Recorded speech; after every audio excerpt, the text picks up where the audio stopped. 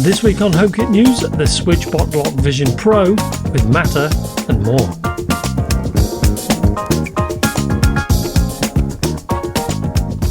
Welcome back everybody. Today we're looking at our second Switchbot device in as many weeks, and this time it's the Switchbot Vision Pro, a new deadbolt smart lock. This offers palm, vein and 3D facial recognition in addition to other unlocking methods. As standard, this supports Amazon A, Google, Siri shortcuts, IFTTT and SmartThings, but in addition to all of these, it's also natively Matter compatible out of the box. This means it can work directly with Apple Home, although you will need the app for setup and a few other extras. So looking at some of the features, this offers bank-grade facial recognition as well as palm vein recognition, so both are sort of hands-free even if the latter needs you to show your hands. All of the data is stored on device, you'll be happy to know, and this is a Matter over Wi-Fi lock, so no thread unfortunately, but it also offers a dual power system with the main power coming from a large rechargeable 10,000 mAh battery. Let's have a quick look at the inner and outer assemblies first, which comes in two parts of course.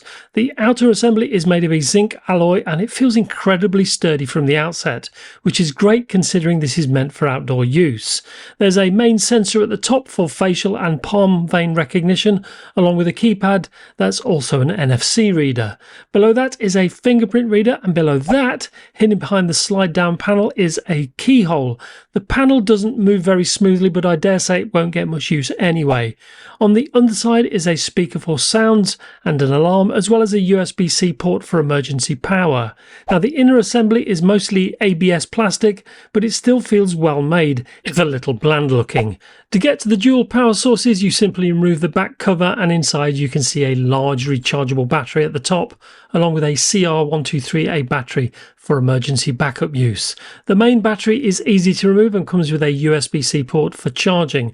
The small battery allows the lock to continue performing, albeit with limited features, and is really meant to kick in during emergencies only. The underside in this case has the Matter code in digit and QR formats. Let's have a look at what else is in the box now, which includes standard keys, of course, a strike box, two pairs of fixing bolts of differing lengths, a strike plate, the deadbolt itself, some screws to fix the deadbolt and the strike plate, some small screws for fixing the inner assembly, some sticky tape to hold the outer assembly in place during initial installation, and the battery we saw earlier, although this is not a spare one, I should state. Then there's a small magnet as part of a door sensor and a USB-C cable for the battery.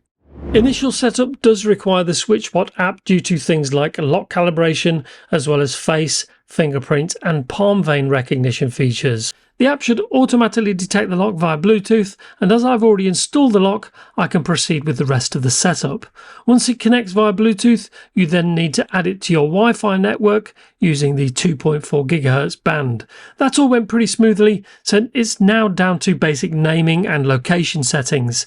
After that, you should calibrate the lock by following the on-screen instructions, which includes separate calibrating for the aforementioned magnet, so the lock knows when it's open or closed. That's all done and was fairly painless, thankfully, and the lock works straight away. We'll come back to the Switchbot app later, but for now I've already added it to Apple Home too, so I'll make sure it's working there.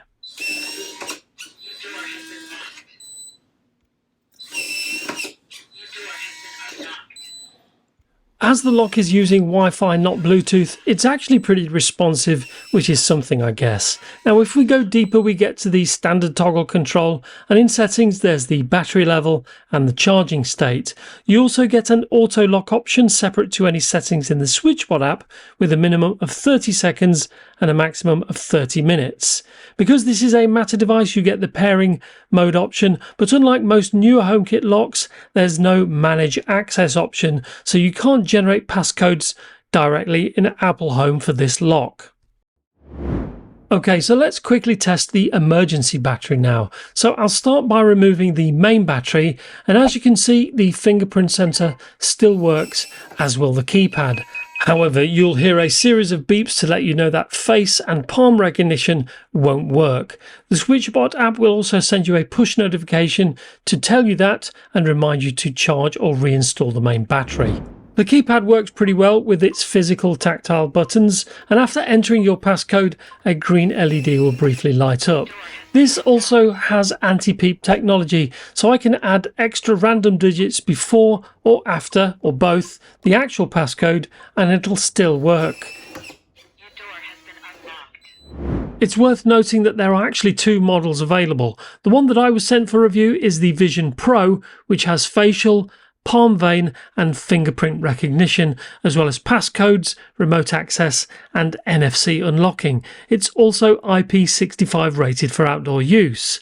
The other model that drops the Pro part of the name is much the same, but you don't get palm vein recognition and there's no fingerprint reader built in. Other than that, all the other features and specs are the same as the Pro version.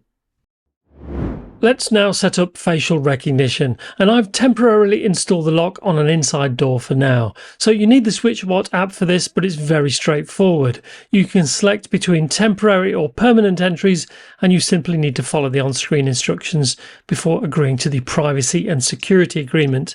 And yes, it's actually registered my face so quickly I barely had time to blink. That was impressive. It then gives you the chance to test your registered face, and it's equally as fast. I'll lock the door first, then start testing. So as you can see, it's incredibly fast. It's much the same process for adding palm vein recognition with the same initial steps and permissions. Getting the distance right is a little bit more involved, but it still didn't take very long before my left hand was added. So once saved, I can again test this out as well. So I'll lock the door again, and just like with face recognition, palm vein recognition is just as fast. Fingerprint recognition is fairly familiar to many users these days, so the process is also much the same, with you adding your preferred print a few times until it has a decent overview of that print.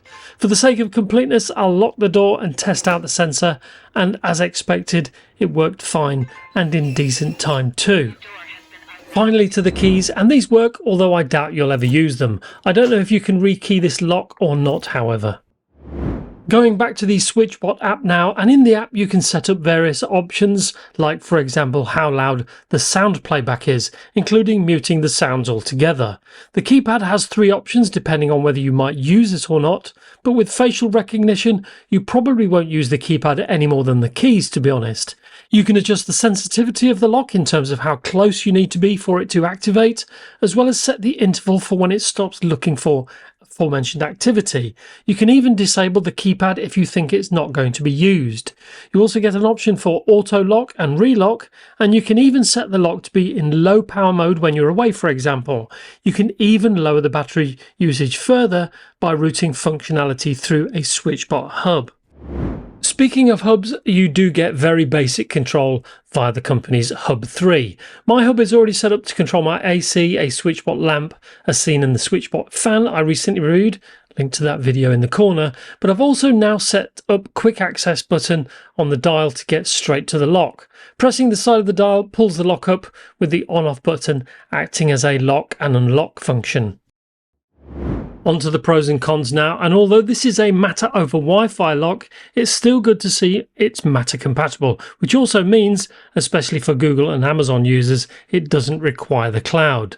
Dual battery sources is not new for Switchbot locks, but it's very useful all the same. Hopefully spare batteries will easily be available to purchase separately. Setup for both facial and palm vein recognition are ridiculously fast, as are the features themselves in practice. The overall build quality is actually surprisingly good, especially the outer assembly, which feels very weighty and solid. Two things that aren't massive cons by any means are firstly the lack of the manage access feature in Apple Home, so passcodes, if you ever end up using them, have to be set via the Switchbot app. And even though there's no ultra wideband or Apple HomeKit like Aqara's U400, with the flagship palm vein and facial recognition options, you're unlikely to miss them that much, to be honest. All in all, these features did impress me a lot more than I expected, and assuming they work as consistently as they have done in testing, this is a pretty good effort by Switchbot. So that's our look at the Lock Vision Pro from Switchbot. Are palm vein and facial recognition something you're interested in, or is ultra wideband and Apple HomeKey still the default key features for a smart lock for you?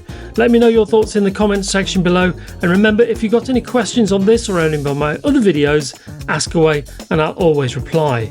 In the meantime, if you enjoyed this video, show some love by giving it a like, share if you can, and do subscribe if you haven't done so already. It just remains for me to leave you with this week's quote, this time from author and activist Anthony P. Mauro Sr.